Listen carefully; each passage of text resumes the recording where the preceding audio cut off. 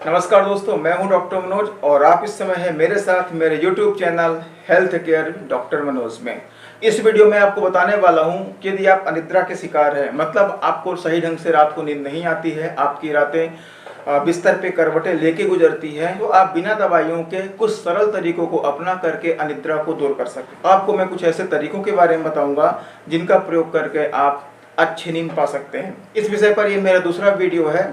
मैंने इसके पिछले वीडियो में आपको 5 बिंदुओं के बारे में बताया था। इस वीडियो में आपको बचे हुए 4 बिंदुओं के बारे में बताने वाला हूं। तो बहुत ही महत्वपूर्ण वीडियो है, बहुत ही इंपॉर्टेंट वीडियो है। बने रहिए इस वीडियो के साथ। यदि आपका भी कोई सवाल है तो मुझे कमेंट करके जरूर बताइए, कोशिश करूंगा उसको अपने वीडियो के लास्ट में शामिल करने की। और दोस्तों, यदि आपको वीडियो अच्छा लगे तो प्लीज वीडियो को लाइक जरूर करें और शेयर करें, जिससे महत्वपूर्ण जानकारी अन्य लोगों तक पहुंचे। यदि आप लोग अभी तक चैनल में नए हैं, मेरे अभी तक सब्सक्राइब नहीं किया है तो प्लीज़ चैनल को सब्सक्राइब जरूर कर लें, क्योंकि मेरे चैनल पे आपको इसी प्रकार की महत्वपूर्ण और इन्फॉर्मेटिव वीडियोज़ ही मिलने वाली है। चलिए शुरू करते हैं।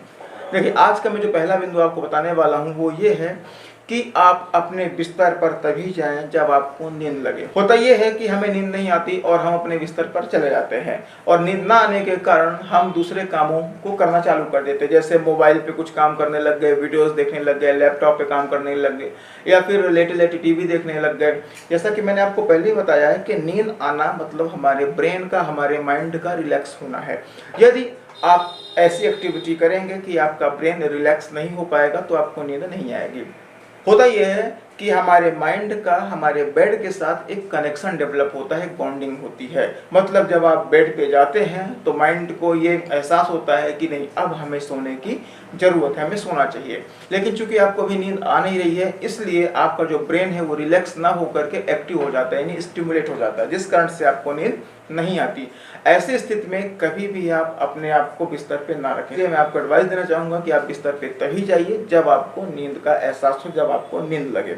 अब चलिए बात करते हैं दूसरे बिंदु के बारे में। ये बहुत ही महत्वपूर्ण बिंदु है, क्योंकि आप में से अधिकांश लोग इसका शिकार 100% होते हैं और आप लोग नींद लाने के लिए ऐसी कोशिश जरूर करते हैं। और वो बिंदु ये है कि नींद लाने की कोशिश करना, मतलब एफर्ट करके नींद को ले आने की कोशिश करना, ये अनिद्रा का सबसे बड़ा कारण है। ध्यान रखिए, नींद कभी भी कोशिश करके नहीं लाई जाती, नींद अपने आप आती है।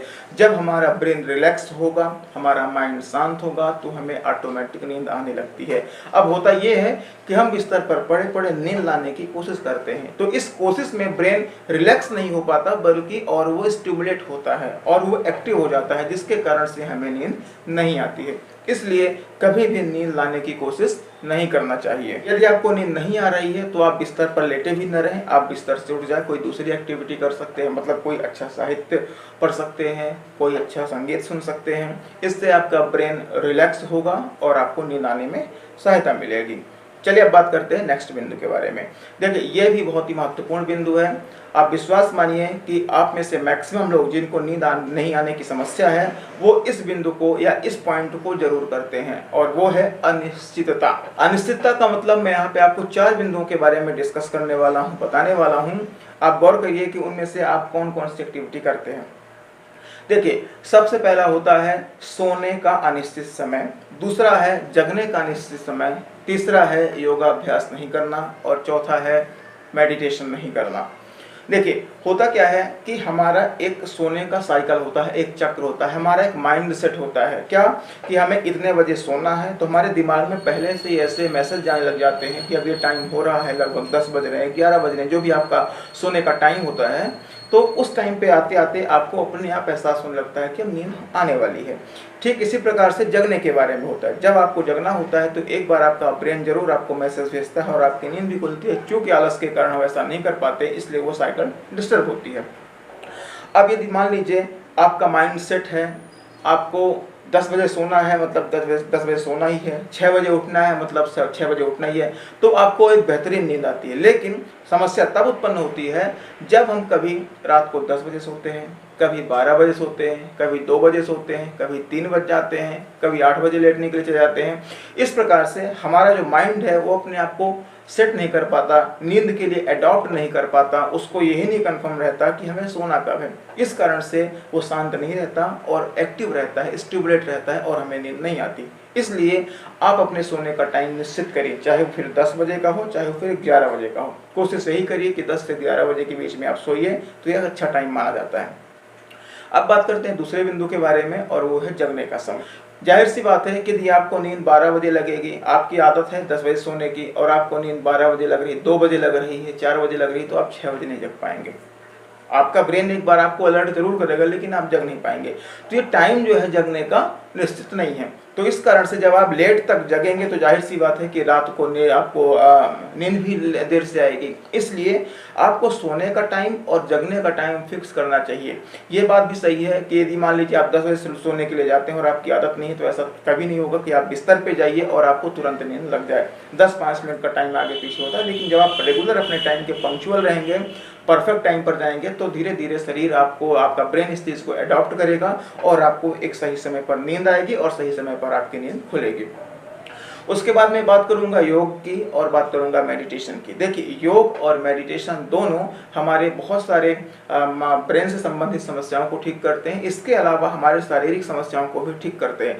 योग और मेडिटेशन से हमारा जहाँ ब्रेन रिलैक्स होता है, हमारा माइंड शांत होता है, जिसके कारण हमें नींद आने में सरलता होती है। इसके साथ साथ बहुत सारे अन्य रोगों में भी मेडिटेशन और योग काफ़ी अच्छा रोल प्ले करते हैं। यदि आप नियमित रूप से योग अभ्यास और मेडिटेशन करते हैं तो आपको बहुत सारी शारीरिक कष्टों से भी छुटकारा मिल सकता है। इसलिए इन 4 चीज़ों पर आपको बिल्कुल फोकस करना चाहिए। सोने का टाइम आपका फिक्स होना चाहिए, जगने का टाइम आपका फिक्स होना चाहिए, आप नियमित योग अभ्यास करें और आप नियमित मेडिटेशन करें। इन चारों चीज़ों को करने के बाद आप देखेंगे कि आपका माइंड सोने के लिए बिल्कुल अडॉप्ट होता जा रहा है और आपको एक निश्चित समय पर नींद आना स्टार्ट हो जाएगी। अब मैं आपको आज के अंतिम बिंदु के बारे में बताने वाला हूँ।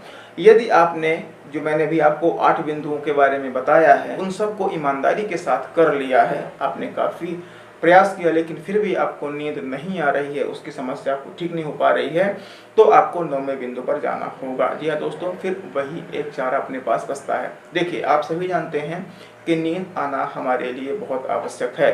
नींद आने से हमारा ब्रेन सही ढंग से काम करता है, हमारा शारीरिक विकास होता है, हमारे शरीर में जो टूट फूट की समस्या होती है उसको रिपेयरिंग के लिए समय मिलता है। अब यदि मान लीजिए आपको सही ढंग से नींद नहीं आएगी तो बहुत सारी शारीरिक समस्याएं पैदा होती हैं, मानसिक समस्याएं पैदा होती हैं। अब आपने सारे प्रयास कर लिए लेकिन फिर भी आपको नींद नहीं आ रही, तब क्या करें? उस स्थिति में लास्ट विकल्प हमारे पास बचता है और वो है मेडिकेशन, दवाइयों का प्रयोग। सवाल ये उठता है कि हम दवाइयों का प्रयोग कब करें? मैक्सिमम लोगों की आदत होती है कि उनको थोड़ी सी डिस्टर्बेंस महसूस हुई, थोड़ी सी समस्या हुई नींद नहीं आने की, तो वो बिना कारण को समझे कि किस कारण से मुझे नींद नहीं आ रही है, तुरंत मेडिकल स्टोर में जा करके और दवाइयों का प्रयोग चालू करते हैं। लेकिन मैं आपको एक बहुत ही रिस्पॉन्सिबिलिटी के साथ बताना चाहूँगा कि आप कभी भी दवाई को मेडिकल स्टोर में जाकर के ना लें। आप हमेशा अच्छे डॉक्टर को दिखाएं, साइकियाट्रिस्ट को दिखाएं, अपनी समस्या के बारे में समझें, उसके बाद ही उनके द्वारा जो दवाई दी जाती है उनका ही सेवन करें।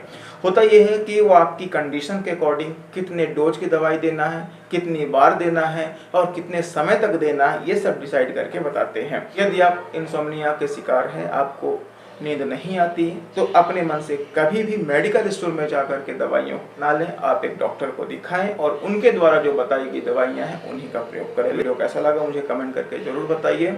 और अब वीडियो के अंतिम में मैं आ गया हूं अपने लास्ट सेगमेंट में, और वो है सवाल का, यानी आप लोगों का ही सवाल जो आता है। आज का सवाल मैंने लिया है संतोष जायसवाल जी का।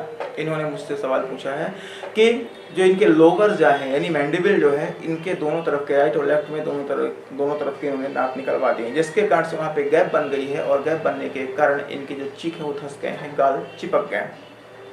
तो इसका क्या ट्रीटमेंट है, इसको कैसे ठीक कर सकते हैं? संतोष जी, बात बिल्कुल सही है कि हमारे दांतों के कारण हमारे चिक उभरे रहते हैं, इनको सपोर्ट मिलता है, अच्छे लगते हैं। गैप होने के कारण वो अंदर धंस जाते हैं। इस केस में आप 3-4 चीज़ें कर सकते हैं। पहला है कि आप वहाँ पे इम्प्लांट करवा सकते हैं। दूसरा, आप वहाँ पे ब्रिज लगवा सकते हैं, मतलब फिक्स दांत लगवा सकते हैं, लेकिन ध्यान रखें दोनों कॉस्टली होते हैं। एक तीसरा ऑप्शन है जो कुछ सस्ता पड़ता है और वो है आरपीडी लगवाना, यानी रिमूवल पार्शियल डेंचर। इसमें क्या होता है, दांत लग जाते हैं, थोड़ा सस्ते पड़ते हैं, आपको इसमें लगाना पड़ेगा और उसको निकालना पड़ेगा। मतलब जब आपकी ज़रूरत नहीं है आप उसको निकाल दीजिए, रात को हमेशा इसको निकाल करके ही सोना है और इसको सुबह शाम दोनों टाइम साफ करना पड़ता है निकाल करके। यदि आप ये करेंगे तो आपके गाल फिर से अपनी पुरानी पोजीशन पे आ जाएंगे और आपको अच्छा महसूस होगा। बहुत जल्दी मिलता हूँ अपनी नेक्स्ट वीडियो में, तब तक के लिए सब स्वस्थ रहें, सब निरोगी रहें। जय हिंद, जय भारत।